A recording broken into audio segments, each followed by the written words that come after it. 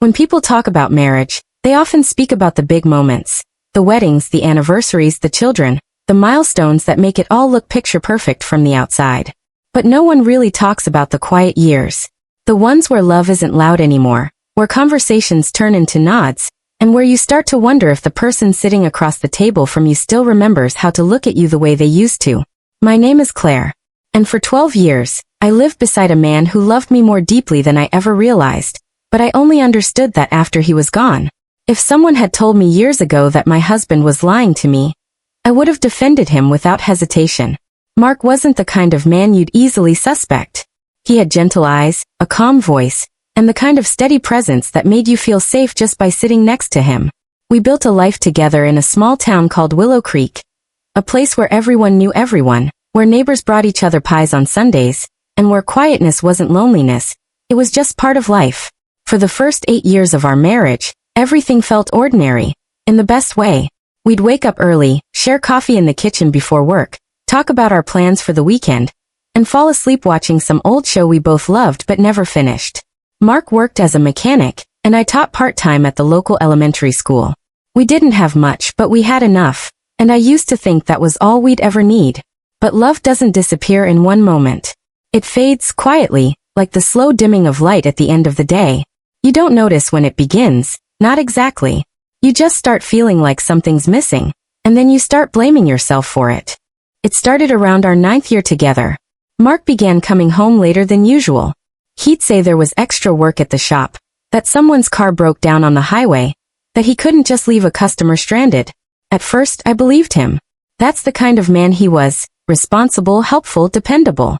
But then, those nights started becoming more frequent. Sometimes he wouldn't answer my calls, or he'd come home exhausted, his clothes smelling faintly of engine oil and something else I couldn't place.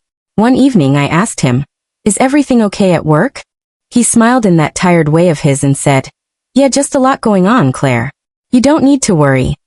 And for a while I didn't. But slowly, worry began to fill the silence between us. He stopped laughing as much. Our dinners grew quieter. I'd ask about his day, and he'd respond with one-word answers. Sometimes I'd wake up in the middle of the night and find him sitting in the dark living room, staring at nothing, his hands clasped together like he was praying or trying to hold something inside. I remember one night, it was raining outside, soft, steady rain against the windows. I walked into the living room, saw him sitting there again, his head bowed. I whispered, "Mark, what's wrong?" He looked up at me, startled, like he didn't expect me to be there. Then he said, "Nothing, sweetheart. Just can't sleep." I wanted to believe him, but something in his eyes told me there was more. Over time I began building stories in my head. Maybe he was tired of me. Maybe he'd met someone else. Maybe I'd become invisible. Just another piece of furniture in the home we built together. The thought broke me, but I never said it out loud. Instead, I started withdrawing too. We became two people living in the same house but walking through separate worlds. There was one moment I'll never forget. It was our 12th anniversary. I'd planned something simple, dinner at home, candles, his favorite meal, a small cake I baked myself. He forgot. He came home late that night, looking pale and distracted. I tried to smile, tried to hide the disappointment tightening my chest. "Rough day?" I asked softly. He nodded, barely looking at me. When I told him it was our anniversary, his face fell. "Oh, Claire," he began, but I cut him off. "It's fine," I said, though it wasn't. "You've been busy. Don't worry about it." We ate quietly, the sound of rain still tapping on the windows, and something inside me just cracked. It wasn't anger. It was sadness, the kind that settles deep in your bones. Later that night, after he fell asleep, I sat by the window, staring out at the streetlights reflecting off the wet pavement. I thought about all the years we'd shared, the laughter, the small fights, the birthdays, the Sunday mornings when he'd make me coffee just the way I liked it. How did we get from there to this? That was the first night I let myself cry. Not because he lied. I didn't know that part yet. I cried because I felt like love had slowly slipped through our fingers while neither of us noticed. The next morning, I told myself I'd stop waiting for him to fix it. If something was wrong, I'd have to face it. I tried to talk to him again gently. "Mark, is there something you're not telling me?" He looked at me for a long moment before answering. "Claire," he said quietly, "you have to trust me." I wanted to. God knows I wanted to. But his voice trembled just enough to make me realize, Trust wasn't enough anymore. I needed the truth. Still, I didn't push further. Maybe it was fear.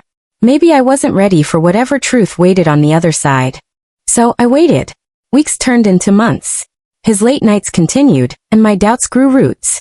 Sometimes I'd find small clues, things that didn't fit. A doctor's appointment slip folded in his wallet. A bottle of pills hidden in the bathroom cabinet. He told me they were for his back pain, but the label didn't say that. I looked it up one night, heart pounding, and learned they were for something else entirely, something serious. I confronted him the next morning, trembling. Mark, these aren't for back pain. What's going on? He paused, looked at the floor, then said softly, Claire, please just trust me.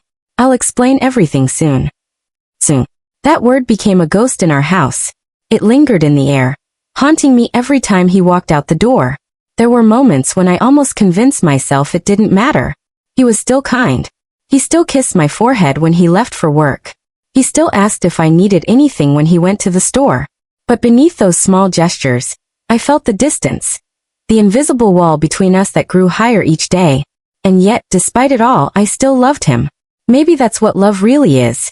Not the butterflies or the fireworks, but the quiet choice to stay when everything inside you is asking for answers. I didn't know then that his secret wasn't a betrayal. It was a burden. One he carried alone for 12 long years because he wanted to protect me. But that truth would only come out when it was already too late. The day that changed everything began like any other. The air was cool, and the morning light was soft as it spilled through the kitchen window. I remember standing by the counter, stirring sugar into my coffee, watching the steam curl up into the quiet. Mark had already left for work before I woke up. Or so I thought. When I walked past the living room, I saw him sitting on the couch, his head resting in his hands. His lunchbox sat unopened beside him. That was unusual. Mark was always up early, gone before sunrise most days. Mark, I asked, surprised. You didn't go in? He lifted his head slowly, forcing a faint smile. Nah, not today. Just feeling a little off, that's all. Off, I repeated, stepping closer. You sick? He shook his head quickly, like he didn't want to make it a big deal. Just tired. I'll be fine. Something in his voice made me stop pressing. He looked pale, not just tired, but drained, as if the color had been pulled from his skin. His hands trembled slightly when he reached for his coffee. You should see a doctor, I said softly. You've been tired a lot lately. He smiled, trying to wave it off. Doctors just give you bills, Claire. I just need a day or two to rest. I wanted to believe him. So I kissed his forehead and went about my day, but a quiet worry stayed with me like a shadow. Later that afternoon, I came home early from school. I thought I'd surprise him with soup, his favorite tomato bisque. When I walked into the house, I found him asleep on the couch. The TV was on, the sound low, some old western playing in the background. His hand rested on his chest, and for a terrifying second I thought. But he stirred when I called his name. Claire. His voice was groggy. You're home early. I made you soup, I said, trying to sound cheerful. You should eat something. He smiled, that same tired smile. You're too good to me. We sat together for a while. I told him about the kids at school, about how one of them drew a picture of their cat with 6 legs. He laughed softly, but even his laugh sounded fragile, like it took effort. That night, as he slept beside me, I reached for his hand under the covers. It felt cold. I didn't sleep much. I just lay there listening to his breathing, wondering what he wasn't telling me. Weeks went by like that. His tired days became more frequent. He started losing weight, and sometimes I'd hear him coughing late at night in the bathroom. When I asked if he was okay, he'd smile and say, just a cold. Don't worry. But I worried anyway. One Saturday morning, I found an envelope in his jacket pocket. My heart jumped when I saw it was from St. Agnes Medical Center. I hesitated before opening it, but the fear inside me was louder than the guilt. I unfolded the paper with shaking hands and saw words I didn't understand. Something about a diagnosis, a follow-up, and stage 3. The world blurred. My breath caught in my throat. When he came home that evening, I didn't wait. I walked straight up to him, the letter trembling in my hands. What is this, Mark? He froze. His eyes flicked to the paper, then back to me. For a long time he said nothing. Then he sighed, the kind of sigh that sounds like surrender. You weren't supposed to find that, he said quietly. Weren't supposed to? My voice cracked. You've been sick? For how long? He closed his eyes, rubbing his forehead. A while. How long, Mark? 12 years. The words hit me like a wave. My knees went weak. I had to sit down. 12 years. I whispered. You've been sick all this time? He nodded slowly. It started small. They said it was manageable. I thought I could handle it without worrying you. I didn't want our life to change. My mind was spinning. Every late night, every lie, every quiet look suddenly made sense. The pills, the exhaustion, the way he'd sit alone in the dark. It all fit together. A puzzle I hadn't even known I was trying to solve. Why didn't you tell me? My voice trembled. You let me think you didn't love me anymore. You let me think. I couldn't finish the sentence. He came closer, kneeling beside me. Because I didn't want you to carry it with me. You've always been the strong one, Claire. You take care of everyone. The kids at school, your mom, even me. I just wanted to keep you safe from it for as long as I could. I shook my head. Tears spilling freely now. That's not how love works, Mark. You don't protect someone by shutting them out. He looked down, his hands twisting together. I know. I thought I was doing the right thing. But lately, his voice trailed off. Lately, I've been so tired. We sat in silence for a long time. The only sound was the ticking of the clock on the wall, steady and cruel. I wanted to be angry, but I couldn't. All I could feel was heartbreak. Not just for the lie, but for the years he spent carrying that pain alone. That night, I stayed awake, watching him sleep. His breathing was uneven. His face looked peaceful, but his body looked fragile, almost transparent in the dim light. I wanted to reach inside time itself and pull us back. Back to the days when things were simple. When love wasn't tangled with secrets and fear. The next few weeks were a blur of hospital visits, tests, and quiet drives. I sat beside him during every appointment, holding his hand while the doctors explained things I barely understood. Sometimes I'd glance at him, and he'd smile at me. That same calm, steady smile he'd always had, even now, when his body was failing him. One afternoon, after another long day at the hospital, we sat in the car parked outside. The sun was setting, painting the sky in soft golds and pinks. Mark looked at me and said, I'm sorry, Claire. I thought I was protecting you. But all I did was waste time we could have spent together. I turned to him, tears streaming down my cheeks. Then let's not waste another second, I whispered. He reached for my hand, and we sat there in the quiet, watching the light fade.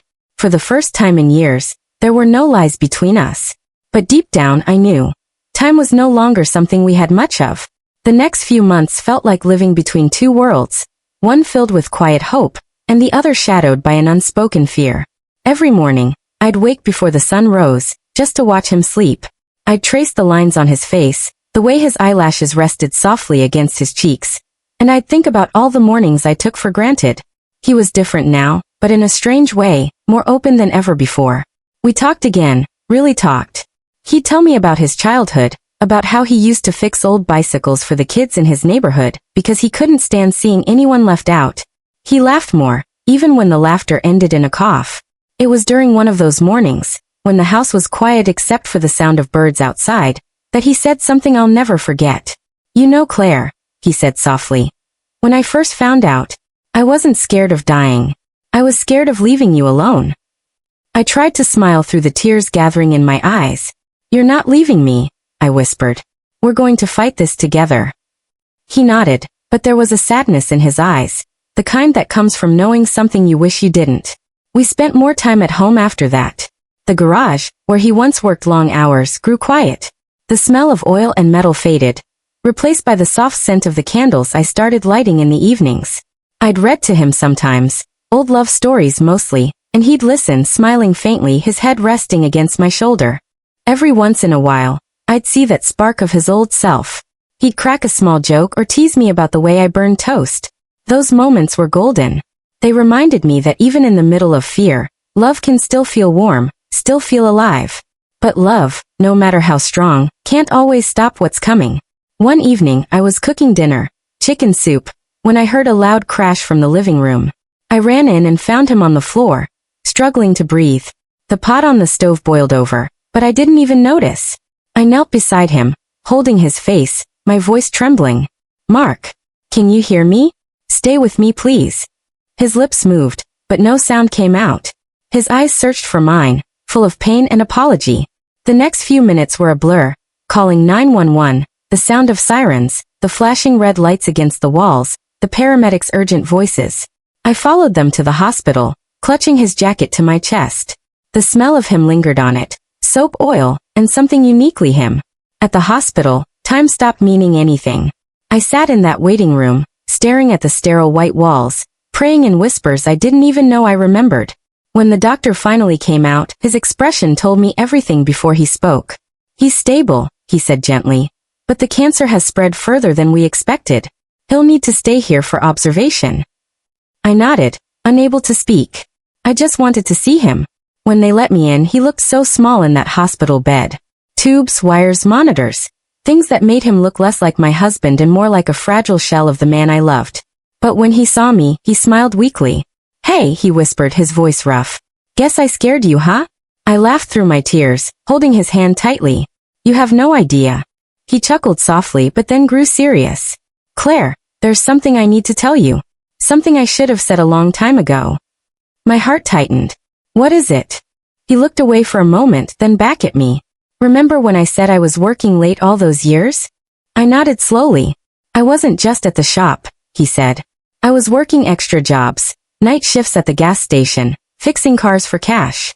The treatments were expensive, and I didn't want to dip into our savings. I wanted you to have something if things went bad." I felt my throat close up.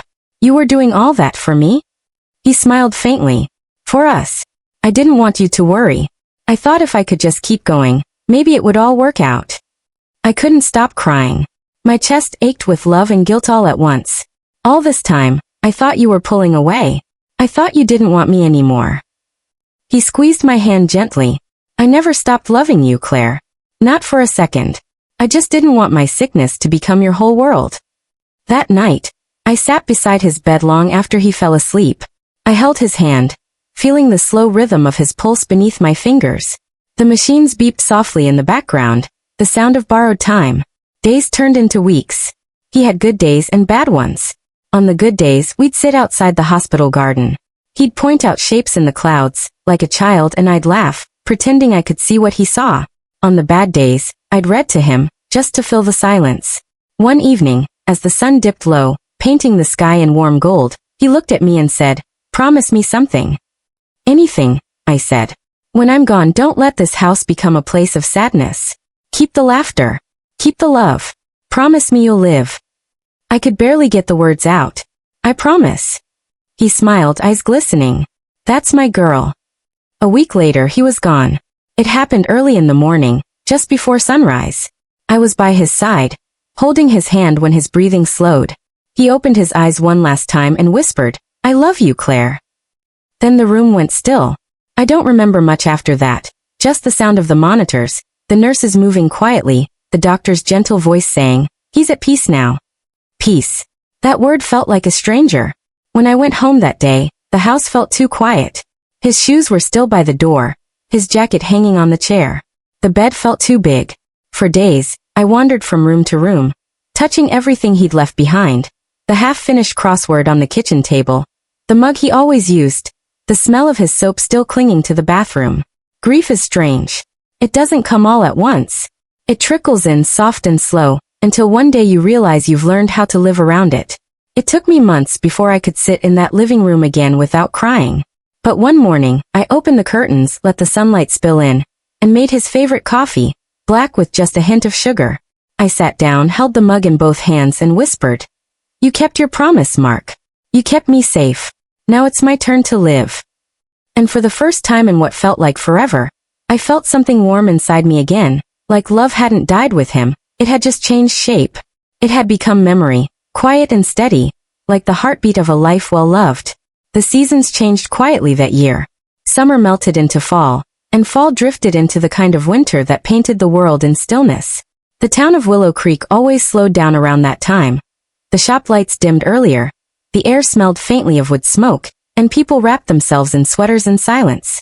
But for me, time felt different. It didn't move the way it used to. Each day began the same. The sound of the kettle whistling, the creak of the floorboards beneath my feet, the same empty space at the kitchen table where Mark used to sit. Sometimes I'd still set out 2 cups by habit, then catch myself and quietly put one back. Grief, I learned, isn't just sadness. It's a pattern you keep repeating, long after the reason for it is gone. People in town were kind. Neighbors stopped by with casseroles and gentle smiles. "You're in our prayers, Claire," they'd say softly, and I'd nod, grateful but hollow. At night, I'd lie awake listening to the wind outside, wondering how someone could be gone and yet still feel so present in every corner of your life. It was around Christmas when I found the letter. I'd gone to the attic to look for decorations, the old ones Mark loved. He always insisted on hanging that faded star on top of the tree, the one he'd made as a kid out of cardboard and glitter. I climbed the narrow steps, brushing the dust off boxes marked winter stuff and Mark's tools. I was halfway through opening one when I noticed a small envelope wedged between some photo albums. My name was written across it, Claire, in his familiar handwriting. My hands trembled as I held it. I sat on the cold wooden floor and opened it slowly. The paper inside was yellowed around the edges, folded neatly, like it had been waiting a long time. My Claire. If you're reading this, it means I wasn't brave enough to say everything I wanted to while I still had the chance. I don't know where to begin, so I'll start with the truth. You were the best thing that ever happened to me. Every single day with you felt like a borrowed miracle. I know I hurt you by keeping things from you. I saw the sadness in your eyes, and it broke me. But I wanted to protect you from the fear that had already taken so much from me. I thought I was doing the right thing, that if I could make it just a little longer, maybe we could pretend things were normal. Maybe you wouldn't have to see me fade. I was wrong. Love isn't about hiding pain, it's about holding it together. I should have let you hold me. I should have trusted that your strength was big enough for both of us. I don't know how much time you'll have after me, but I hope you fill it with light. Travel, smile, forgive, and love again if you can. Don't let my absence close your heart. You've got too much kindness in you to live in the dark. When the days feel heavy, remember the mornings we shared. The sound of rain, the smell of coffee, the way you laughed when I burned breakfast. That's where I'll be, in every small, beautiful thing we once called ordinary. Yours always, Mark. I don't know how long I sat there after finishing the letter. The attic felt silent, like the whole world had paused to listen. Tears blurred the ink until the words ran together, but the feeling behind them stayed clear. Love, deep and steady, even after goodbye. That night, I brought the letter downstairs and placed it on the mantel beside his favorite photo. The one where he's smiling under the old oak tree, his arm around me, eyes full of life. I lit a candle next to it and whispered, "You still find ways to talk to me, don't you?" In the months that followed, I started noticing the world again. The small things. The way the morning light warmed the kitchen tiles. The sound of the church bells on Sunday. The way children laughed as they ran past the house after school. For so long, everything had felt muted. But slowly, color began to return to the edges of my world. One afternoon, I drove out to the lake, the one where Mark and I used to go on summer evenings. The water was calm, reflecting the pale sky like glass. I sat on the bench where we once shared melted ice cream and dreams about growing old together. I could almost hear his voice beside me, teasing me about my messy hair, laughing at his own terrible jokes. I closed my eyes and said softly, "I forgive you, Mark. And I hope you forgive me too for doubting you, for not seeing what you were carrying." The wind picked up just then, brushing gently against my face, and for a moment, it felt like he was there, resting a hand on my shoulder, saying without words that he already had. In time, I went back to teaching full-time. The kids, in their innocent way, helped me heal without even knowing it. One day, a little boy asked if I believe people we love still watch over us. I smiled and said, "I think love never really leaves us. It just changes where it lives." That night, as I walked home, the sky was clear, and the stars looked brighter than they had in a long time. I stood on the porch, breathing in the cool air, and realized something. Grief and love are twins, born from the same place, inseparable, always reminding you of what truly matters. I began writing again. Letters, journals, small stories. Words helped me find him in the spaces between memory and healing. And though some nights were still heavy, they were no longer lonely. I'd sit by the window, pen in hand, whispering into the quiet, "You kept your promise, Mark. I'm living." And somehow, deep down, I could feel him smile. It's been 8 years since Mark passed. Sometimes I still catch myself turning to tell him something small, like how the lilies bloomed early this year, or how Helen's cat finally learned to open the kitchen door by herself. And every time I do, I smile instead of breaking down. That's how I know I've healed. Not by forgetting, but by remembering gently. A few weeks ago, on a quiet Sunday morning, I found the old wooden box that used to sit on Mark's desk. It was covered in dust, tucked away behind books and photo albums. I hadn't opened it in years.